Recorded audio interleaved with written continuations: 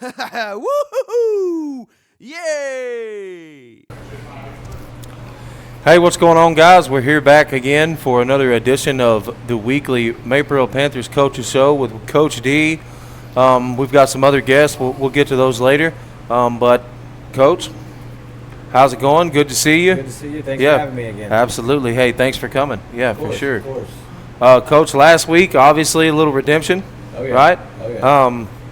I was telling you, I kind of think before the show that there's a huge improvement. I mean, 360 degrees from last week as far as the interior offensive line and interior defensive line and how y'all were able to stop the run. I mean, if you'd like to we put a big emphasis on that going into the game last week is, being able to control the pressures that Mart could give us offensively and then defensively, control the run game. And they stepped up to the plate and they gave it their best for us. We did a little bit different scheme-wise just to be able to put ourselves in better situations, but we definitely established that we were ready to play football last week. Yeah, and a stellar output, I think, from the defense. Mm-hmm. Those Mart guys had a lot of talent as far as athletic ability goes, and you could tell that they kind of knew what their game plan was going into it, and they wanted to execute. And I mean, every turn it seemed like your players and your coaching staff were able to sniff that out. Our kids, we brought them the game plan Monday, told them, hey, this is what we're going to do to stop the run. This is what we know Mart likes to do.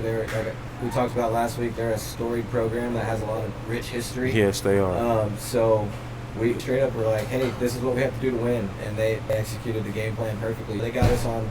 We'd love to have a goose egg on the board for a defensive side of things, but they got us on a double move pass in the late end of the fourth quarter, which that happens. But by then we already had the game in hand. Yeah.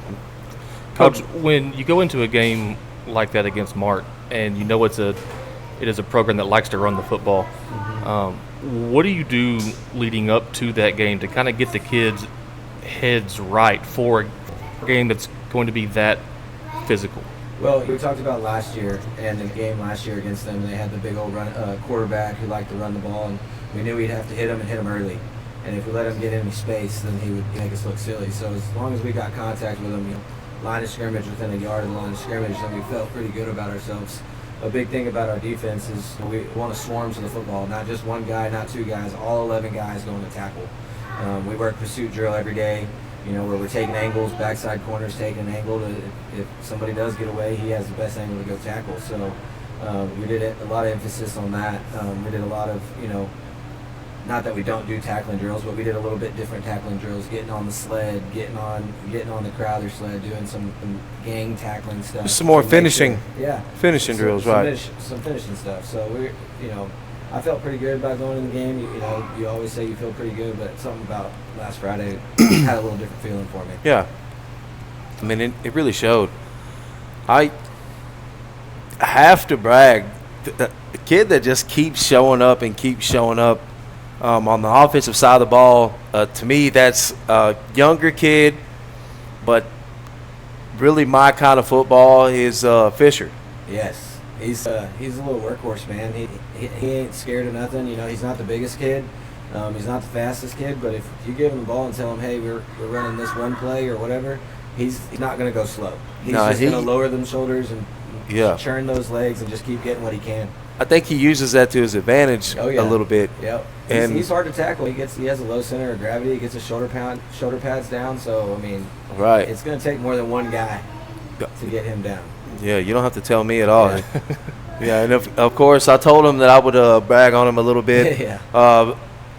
Breaking news, Tristan Brooks is going to be our next guest, but told him that I would brag on him just because I really am so impressed just how the kid's been able to play this year. I'm going to go out. I'm not disrespecting anybody. This is just my opinion.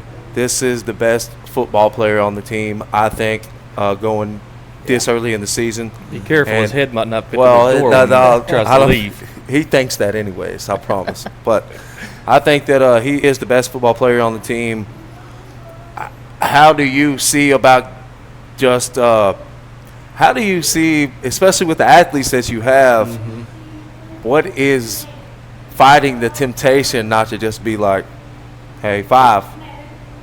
You know, we Get 30 here, 5, you know. That's, Coach Satterwhite, he does a really good job of getting the ball in our playmakers' hands. Kind of how I expressed last week. We could hand the ball to JT 30 times last year. And, and maybe hit a pass here or there, and we were going to score 3 or 4 touchdowns. This year, Tristan is such a great asset to where it opens up the field for other players, but they're like, crap, we got to stop these guys. Well, that just opens it right back up for Tristan. There's some playmakers out there. Yeah, absolutely. So getting the ball in his hands quickly, and then once it's in his hands, good luck. It's gonna take a few people to get him down and get him stopped. And I don't just mean offensively. I think the kids had a really, really good year defensively and will continue. And even as an underclassman was a defensive anomaly as far as game plans go, I would imagine, for opposing teams. So, but I saw a little more Texas Wyatt last week. I saw, obviously, Mr. Upton. Oh, yeah. Mr. Upton. He had the big catch last week, which was fun to watch. If you have a chance, go listen to that call. It jazzed me and Jimmy up completely. Yeah. You love to see the big man rumbling down the field. Oh, yeah. And so he's one that, he's a tall, fast kid. He's a 4'7", 4'8" kid that once you get the ball in his hands, it's going to be hard to take him down. Right. And he's a strong kid, one of our strongest kids in the weight room. You don't want to leave it up to your corner or your safety. No. That's a fact. And it's a mismatch against a linebacker because he's so fast. So it's we got a really good group of kids. I truly believe that. And like I said, we can hit you from all different angles offensively. Our defense and our scheme, the way we do things, I think plays into the strengths of our kids, playing fast and quick, playing physical. We don't have the big D linemen that can just sit in a gap and anchor down. We got guys that their strengths are to move and gap people and be able to leverage, slant and be able to make those plays. So it's been a slow process, but it's turning, and hopefully we can pick up some steam. We got 3 more games until district starts, which we got that bye week before district. So trying to stay as healthy as possible going into district, and then who knows from there what's going to happen. So well, I'm glad you brought that up. I think that's a good point. You have the 3 games left before district starts. Mm-hmm. When you look back at a game that you do win 33-7, there are still some negatives there that you need to work on. But at the same time, how much of the playbook are y'all holding back so you don't put it on film? I'd say there's a few things. We want to be really good at our basic stuff right now, especially defensively. And then, offensively, we do the same. So there's some wrinkles in there that people haven't seen or we haven't shown, kind of like the academy scrimmage. We talked about going into the academy scrimmage with our kids is like, hey, nobody knows Coach Satterwhite's offense. Nobody knows the defense we're going to run, so why are we going to put that on film? Exactly. And so in the academy scrimmage, we ran maybe 2 run concepts, 2 pass concepts, and we just stayed pretty basic on defense. And talking to, Fairfield's a good team, talking to Coach Bachtel after the game, he goes, man, what y'all came out and did defensively to start the game, we were shocked. We weren't prepared for that. And so he's been doing it a long time. So hearing those words as a first-time head coach, even though they gave us a pretty good whipping, he was like, Coach, you get that going and you're going to be all right. So then as you look towards Cameron Yoe, which again is another program with a whole lot of history. Yeah, really storied. They play physical. Really I mean, it's almost a copy and paste of Mart. Yeah. How do you, again, get the kids' minds right for a game that's going to be physical again, and also knowing that we're not showing everything yet, so we've got to keep doing the same kind of mundane, boring things over and over and over. I think that's a little bit more of a problem. Not for his parents. Probably dealing with with the kids. Probably dealing with the parents and not opening up the play a little bit. The adults are the problem. They like to see touchdowns. They've understood the process, and they know that we're slowly working to where we want to be.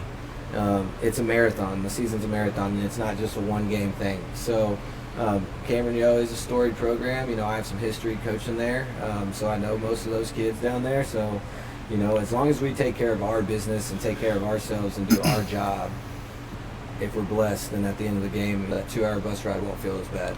So if you had to put down 3 goals for the defensive unit on Friday, what would those three be? We want to hold each team, 3 yards or less a carry.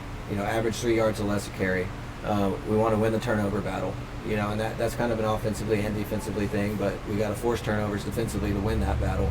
And then just playing fast and playing physical to where when we pause the screen when the play's over on Saturday, we got 11 dudes in the frame and not some guy just kind of jogging around.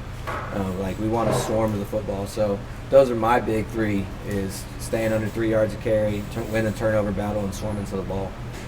And that's a great answer right there, Max. I think agree. that gives y'all something to look forward to on Friday. I agree, yeah, and it gives us something to talk about a little bit too on Friday night. And Travis, if you want to move on, as we to sit the next here guest, at, I think Coach D's, the Chambers Creek Bar and Grill, Absolutely. recently renamed. We got a sign up there, yeah. Coach. Thank you for coming on. We look again. forward to Cameron Yoe on Friday and that hour and 45-minute trip. Safe travels down there, guys. I'll be there with Mr. Maypearl with bells on. There you go. And then I guess up next we're going to have Coach Satterwhite coming in. Sorry. Got a little tongue-tied. It's okay. Tongue-tied. Coach Satterwhite, I'm sure he understands. What's going on, guys? How's it going, Coach? Welcome. Very nice to see you and very nice to meet you again. How about this, man? I appreciate you guys coming out here and representing our program and giving us some recognition. How about this place right here? We got Chambers Creek going on. We got a patio. We got a playground in the back. Got a playground right in the back. Inside. Yeah, just come. If you're a negligent parent, you're also hungry. You just come here. Yeah. It is hard at times to find somewhere to take the little ones, and that they can just kind of keep to themselves while they the go adults out have a there beverage. and gamble and fist fight and whatever else they do. Hey, look, it looks like this is a place to be. Absolutely, this place is right in the right in the heart of downtown Maypearl too, right in the historic heart. So, Coach, welcome both to the show and to Maypearl. What have you seen from the offensive side through the first few weeks? Yeah, I think even going back to the summer, and I was able to get here on the tail end of the spring last year, just seeing our kids and how hard they work and how consistent they are and how much they love football. And then kind of going into the season, we were able to go into a really good Fairfield team that challenged us physically and athletically and gave us an opportunity to learn and grow through adversity. And we were able to come back against Mart, have success doing a couple of things. We were able to be a little more physical in the trenches, and our playmakers were able to make some plays that gave us some success. Yeah, I think as far as the Fairfield deal goes, I'm not, it was 2 weeks ago, right? A little get right. I understand all that. Mart, I really, really enjoyed the concept as far as running down your throat. Hey, guess what? We throw it. Sure. Love that. Yeah, and I don't know if that was kind of, but that's football. Mm-hmm. Stop us. Yeah. Then we'll figure something else out. Sure.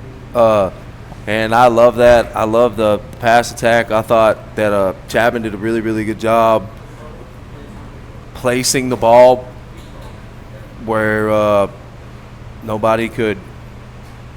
Just his receiver. Yeah, but I'm going to tell you my favorite guy who scored points this year, and I'm sure that is just a luxury to have as an offensive coordinator. Schoenfeld's a monster. Oh, yeah. 40 has got to be just almost just like having a 45 in your back pocket in a fist fight. Yeah, if I get in mine. Yeah. So all we got to do is just get to the 30. Mm-hmm. Get to the 35, but all we got to do is get to the 30. Once we get to the 30, we can kind of open this thing up, take some chances, score some touchdowns. Mm-hmm. So I love the way the kid kicks the football. Love him as a kid too. You talk to him, really respectful young man. So I'd kind of like to give Schoenfeld a little love here. Oh yeah, absolutely. He does a great job. Hopefully, his stats are coming from extra points and not field goals. Hopefully, we're able to finish down there in the red zone and goal line. I agree. That's a very fair point. He can come through. So, Coach, part of, I guess, the challenges of being a high school coach, especially with a smaller program, is you've got to really adapt to the kids that you have, right? Mm-hmm. So you might come in and think, well, we're going to run the air raid or we're going to run smash mouth. But if you don't have the big guys up front or you don't have the speedsters outside, you can't do either of those things. So how have you adapted to the kids that we do have here? And what have you seen from them that's encouraging you as we move towards the district slate? Yeah, so, I mean, you have a framework offensively that you want to stay in, and then you adjust that framework based around the kids you have. We feel like we have some weapons that we can do different things to get them the ball and have some success on offense. But one of the things I've kind of learned coming into the small school football is kids playing both ways. And obviously, they have to get in shape for that, but it's also there's a positive there that when you're talking to offensive guys about defense, they already know the defense. So you can talk to them very directly, and just their football knowledge is really, really good because they're playing both sides of the ball. And then, Coach, you're coming from the collegiate side, right? Yeah, so I started out at Nelson University with SAGU at the time, and then from there I was at Texas State for a couple of years, and I was at West Mesquite, and then Rockwall Heath with Rodney Webb there and Cody Moore, and now in Maypearl. So with that in mind, I mean, that's smaller college, larger college, larger high schools, and then here. And Maypearl is, I mean, we are right in the middle of kind of that 3A cut line. So what have those larger programs kind of instilled in you or taught you that you're able to bring here that might help the kids in the long run and even after high school? Yeah, you definitely try to take something from every location that you're at and try to carry that with you and learn from it and grow from it. And I would say some of those places play football at a really high level, and just bringing that standard of excellence here. And obviously there's been a lot of success here that we can continue to build on as well. How are you at a loss for words? You never stop. I mean, listen, this guy's. You could tell he's been he's had a little media training too, Joe. Oh man, I appreciate that. You know, I'm just kind of, I'm just listening to him talking. He's done. I'm like, oh, I gotta ask him a question now. Coach, and in ideal world, you've got all the kids that you could possibly need. What is your dream offense? Yeah, so we want to be really physical in the trenches. We want to be fundamentally sound with our offensive line, but more importantly, we want them to have the mentality of playing hard. And then we want to find ways to get the ball to our playmakers in space, Tristan Brooks and those guys. And we feel like we have a group of guys that can cause a lot of problems for people. So when we're talking more kind of down in the dirt, those kids up front, it's always good to plug names. So who has impressed you most that's kind of not just stepped up, but is leading that charge to be physical on the offensive side? Yeah, I think you could say a couple of guys there, but one guy that's really just consistent that shows up every single practice, every single game, he's the same guy as Cutter. He plays extremely physical, and he's a lot of fun to coach. Yeah, Cutter seems like a really, really coachable kid. We had him out here last week, of course. Okay. Really quiet. Yeah. You know, takes direction really well, though. Yeah. You know, you could tell a little stage fright, Cutter. Sure. But he definitely doesn't play quiet. He plays very physical and loud. So. Well, I was kind of talking about one of your kids last week. Talked about another one this week, as far as in the trenches, and the two running backs that you have going right now, getting the ball and running downhill, not a problem. Not a problem at all. Yeah, we feel like Fisher's a smaller kid, but he runs really physical. He also has some good ability to make people miss and get downhill, and he has the speed to get out in space. He does a good job catching the football. And then you have Texas as well, Texas sometimes feels like you're talking to a coach. He's an extremely smart kid. I think he's wanting to go into the military, and whatever he's wanting to do in his life, he'll be successful. And then we have Colin coming out of the backfield, making some big plays as well. And can you speak a little bit more on how, speaking of Colin, how special that elusiveness is that he's got? Because it's not he's going to just run past you. It's not but you literally never know if he's going to try to run past you, or he's going to try to run you over, or he's going to try. So can you speak a little bit on Colin's elusiveness? Because it is, if you're a college scout and you're watching this and you haven't seen this kid play as far as an elusive guy, you need to come watch him. Yeah, sure. And been watching him for a long time, obviously, since he was probably like 10 or 11 years old. But just his awareness on the field at all times is. Yeah, he does a great job. He's a really good athlete, and he's also just a really natural football player. And I know he's been playing football for a long time, and he's definitely one of those guys that you go into a game looking at ways that you can get him the football. Yeah, big pick last week, by the way.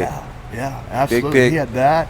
He had a swing pass for a big play, and then we were able to put him down there at quarterback in the goal line, and he was able to make something happen there as well. Yeah, it was. Yeah, big pick. Act like he never intercepted a ball before.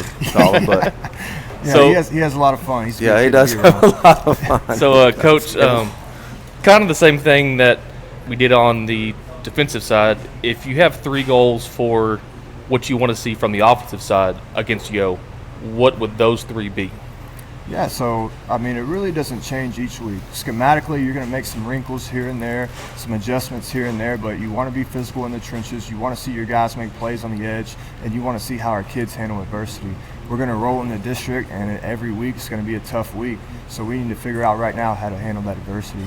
That's a great answer. Look at him. I agree. I mean, you can't stump him. He has that. Maybe that's. They do him really well at Sagu, Texas State. Nelson. Well, Texas State's been in hot water a couple times, so I'm sure that they do have some media training. I appreciate it. Coach, so before we bring on Mr. Tristan Brooks, what do you have to say about him? I mean, just as a kid off the field and then on the field, and then what should we ask him that you're just dying to know? Yeah, so I would say this. Everybody sees what he does athletically. What people probably outside of the program don't see is how consistent he is in his hard work. Coming in from the summer, he's here every day. He's the exact same guy every day. He's going to lead by example, and he's a lot of fun to be around. Asking him, I would ask him, how are we going to make it shake this week? How are we going to make it shake? All right, you keep that in your back pocket right Yeah, there. okay. Well, Coach, thank you. All right, guys. Very nice coming on, you, Coach. and for coming down to Chambers Creek Bar and Grill. Absolutely. All right, guys, we'll see you next time. Tristan Brooks, welcome to the show, sir. How are we? Doing good. Tristan, doing good. how's it going, man? Pretty good. You know Travis? Yes, sir. Yes, sir. Tristan, the first thing that I want to ask you Uh-huh. before we even get any of this going, Okay. what do you like playing more, offense or defense? Definitely offense. Definitely Definitely offense. offense. Yes, Okay. sir. Very selfish answer, Tristan. And why? I don't know. Playmaker. Just, like making plays. Just feel like that's more me. Because the agree. women like touchdowns. Yeah. That's why. That's true. Women like interceptions too. Sometimes, but they really like touchdowns. And that's how a young man fools himself whenever he starts chasing after things that young women like, Yeah. Huh? Can't get distracted. Big game last week. How did it feel kind of getting back on top knowing, hey, okay, we got a football team here. Yeah. We can win football games. We're not doomed. Stop pressing the red button. Right. It felt amazing. Just seeing the team going out there and work and execute felt really good. I agree. So, do you feel like there was some pressure taken off the team because you did get that first win? Oh, for sure. A lot of pressure. Yes, sir. A lot of pressure. Pressure by Coach D, pressure by the whole staff, pressure by The community, your teammates, Community, everything. pressure. the loud mamas in the stands. Right. Yeah. This age group does have the loudest mamas of all time, guaranteed. So, through the first 2 weeks, what have you learned about yourself on the field? And then what is but who has surprised you that has stepped up on the team? What did I learn about myself on the field? I learned if you get the ball in my hands, good things are going to happen. You know what I Yeah, I mean? love it. I do. I really do. Who really stepped up? Brody Fisher, man. I didn't see Agreed. that come. He's a dog. He stepped up. Colin Brooks, as we all know, he's a hell of a football player. He stepped up too. I so agree. those 2 players right there.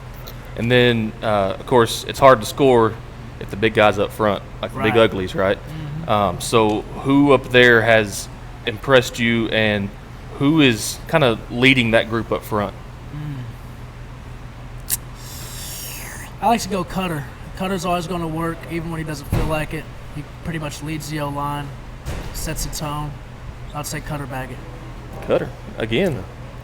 That dude's going to be on – he's going to be mentioned every week on this show, I have a feeling. One thing that I have noticed about you, Tristan, is that you do like the high contested 50-50 balls. Yes, sir. Do you feel like that's your strong suit? Yes, sir. I completely agree. I think you throw it up, you probably got a pretty good chance.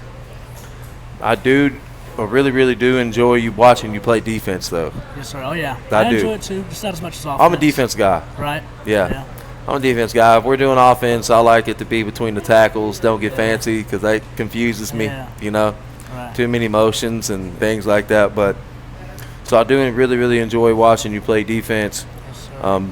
We're really looking forward to exactly what I think that you guys have in store this year. Yes, sir. I think that you guys have some ballers and you guys have speed all over the field. Not everybody gets all the speed and the size. Right. You know, but a lot of football teams win with speed. Yep. Speed kills. Speed kills, yes, sir. Speed kills, that's what they say. Yes, sir. Yeah, absolutely. Well, see, I'm an offensive side because I was a quarterback. See. So I appreciate the receiver that's going to go up and get it to make me look better. Right. So kind of in that mindset, how difficult has it been to learn a new offense and a new route tree, and new play calls? It hasn't been difficult at all. I love Coach Satterwhite's play calling. I think he's an amazing offensive coordinator. Hasn't really been hard at all. Everything he's putting in, I love it, and having fun with it. As far as the route tree, have your routes changed a lot? I want to say a whole lot. Nothing I'm not used to, you know. I want to say a whole lot. All right, so if we draw up your ideal play, we'll say it's 3rd and 6, you're down by 5, we got a minute and a half left. Bomb them deep. Bomb them deep, huh? So you're just going to run a 3 route, just go? Yeah, yes, sir. Yeah, Feeling confident. I mean, So when you run the 3 or the go route, are you going to be physical at the line first? We going to give them like a little jab? Yeah, a little move. Depends on the defender. Just, like you said, speed kills. Just outrun them, go up and get it, make a play. What if you're not faster than that DB? Oh. Don't usually happen, but oh, no. Hey, I love the confidence. I do have a really good what I think is a good question for you before you go. Here's how I know most of the kids in this group, or the main 10 or 11 kids that are integral in this football group. Can you maybe tell the people at home what it's been like starting literally from point A and ending at point B with these guys, and what it kind of means to you as far as being on playing varsity football with these guys that you've been playing Pee Wee, Quad County, whatever you want to call it, since you were a little bitty kid. Yeah. It's been amazing. It's a real blessing to be able to play with the same group of guys, knowing what they're going to bring out to the field every Friday, and just I love it, man. I love every bit of it. Just knowing that they got your back, yes, and sir. you know, obviously you have some kin folks on the team, and probably dang near kin folks. You're better than kin folks on the team, and yes, sir. So I would imagine that it is pretty special. Yeah. For sure. Yeah, I love it. Yeah. Kin folks. Kin folks. You got one more question for him. Probably do have one more question. No, you got one. You had one assignment from Coach. I've already forgot it. You see it? See how uncoachable I was? How's he going to make it shake? Or something like that. That's what Coach Satterwhite said to ask. Whenever it comes to Tristan Brooks, what he has to work on, what he has to accomplish or execute this week in order for the Maypearl Varsity Panthers to be successful. Just going out, giving 110% every play, every snap, executing my job, and trusting that the other guys are going to do their job. That's the key to the game. Yes, sir. Key to the game. And then the most important question. You heard it here first. You heard it here. I think you might have the same media guys Satterwhite. What is your go-to dish to order from Chambers Creek Bar and Grill? From Chambers Creek here? Right here. We going cheeseburger, we going wings, we going... You got to go cheeseburger. Cheeseburger, fries? Guy. Oh, yeah. Always fries. Loaded fries or just fries? Just fries. Just fries? Just fries, yes, sir. I'm going to try that burrito whenever we get done. Well, how about right now, then? Yeah. Mr. West here at Chambers Creek Bar and Grill. Yes, sir. Hold on, bros. I'm talking for my friend Kevin right now. You made it pull him in my lap. That's also 2 weeks in a row. Kevin says that he will stomp all over Fuzzy and Fuzzy's Tacos. Oh. So I'm going to have me a burrito after we get done. We're going to see We really, really appreciate him having us out here. We appreciate Tristan. We appreciate Coach D. We appreciate Coach Satterwhite for actually taking the time out, coming to talk to us. We can't wait for Friday. We also appreciate our sponsors. Go ahead, because I don't even know all of them. Well, we got Zoll Farms. Go ahead. Geneva and Zach out there at Zoll Farms. Yeah. We've got the Chambers Creek Bar and Grill. We do. We've got Lone Star Pizzeria. We've got C1 Veterinary right here in downtown. Ryan and Nikki Camp, thank you. Oh, and then we got GSTC. We've got GSTC Forklift Company, located in Griffith Switch, Texas. And I'm sitting in for Jimmy this week because Jimmy decided to go, well, he was trying to get us a sponsor last time, but we can't talk about that on air. Shout out to Lori Berryhill for the sponsorship. Jimmy is in Florida this week. Yep, he is in Florida. But other than that,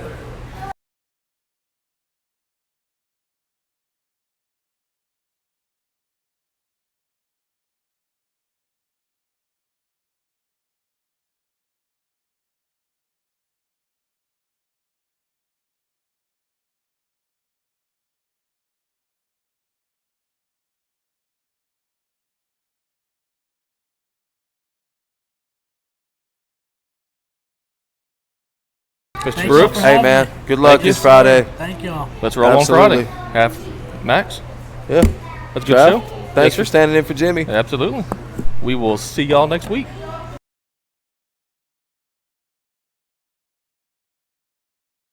Woohoo! Yay!